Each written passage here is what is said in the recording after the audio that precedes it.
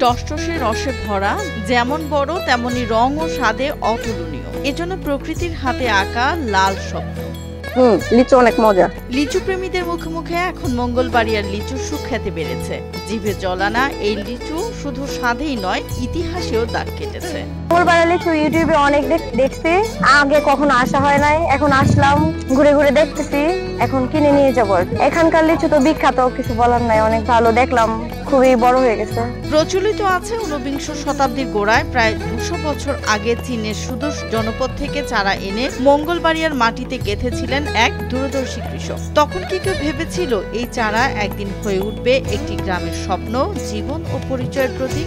বড়দের কাছ থেকে শুনতে পাচ্ছি যে আমাদের এই বাড়ির একজন লোক সুদূর চীনে পড়াশোনা করতে গেছিল, সেখান থেকে 2টা চারা নিয়ে আসছিল, আর সেখান থেকেই লিচুর উৎপত্তি। এই গ্রামে লিচু গাছ কেবল ফল দেয় না, সে দেয় আশা, দেয় আয়ের নিশ্চয়তা। এবছর যেন স্বপ্ন ছুঁয়েছে মাটি। অনুকূল আবহাওয়া, পরিশ্রমী কৃষকের নিবেদন এবং প্রকৃতির আশীর্বাদে হয়েছে লিচুর বাম্পার ফলন। মুখে হাসি কৃষক থেকে শুরু করে ক্রেতারও। এই বাগানের মধ্যে 40টা গাছ আছে। 40টা গাছের মধ্যে খরচ ধরেন 50-60 হাজার টাকা খরচ হয়েছে।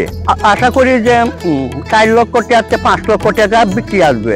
100 লিচুর দাম আকার ভেদে 300 থেকে 600 টাকা। তবু চাহিদার কমতি নেই, কারণ এই লিচু শুধু খাওয়া হয় না, উপভোগ করা হয়। গোলাপি রং, মিষ্টি ঘ্রাণ, ছোট বিচি আর মাখনের মতো শ্বাস।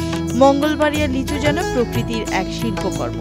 কোন লিচু মঙ্গলবাড়িয়ার লিচু, কোন লিচু আমরা বাজারে নিয়ে বিক্রি করি না। আমরা মূলত গাছে গ্রাহককে দেখাই যে আমরা কোন লিচুটা পছন্দ, তার পছন্দ অনুযায়ী লিচুগুলো আমরা বিক্রি করি এবং তার পছন্দগুলো আমরা গাছ থেকে পাইরে আনি, আমরা খালি গুছালো করে দিয়ে দিই। আমরা এবার লিচু অন্যান্য বছরের চেয়ে ফলন ভালো হওয়ার কারণে আমাদের লিচু এবার কম দামে বিক্রি হচ্ছে, 500 থেকে 600 টাকা। চাষিরা বলছেন এবার প্রতিটি বাড়ির উঠোনে লিচুর ছায়া। ক্ষেতের আল, পুকুর পাড়, এমনকি গৃহস্থালির ফাঁকা জমি পর্যন্ত লিচুতে ভরপুর। প্রায় 3 বর্গ কিলোমিটারের গ্রাম জুড়ে শুধু লিচু আর লিচু। ঐতিহ্যবাহী মঙ্গলবাড়িয়া গ্রাম আমাদের এই গ্রামে সবচেয়ে বেশি প্রসিদ্ধ হলো লিচুর জন্য। উপজেলার কৃষি কর্মকর্তা নুরি আলম বলেছেন, 1.5-2 হাজার মানুষ সরাসরি লিচু উৎপাদন ও বিপণনে জড়িত।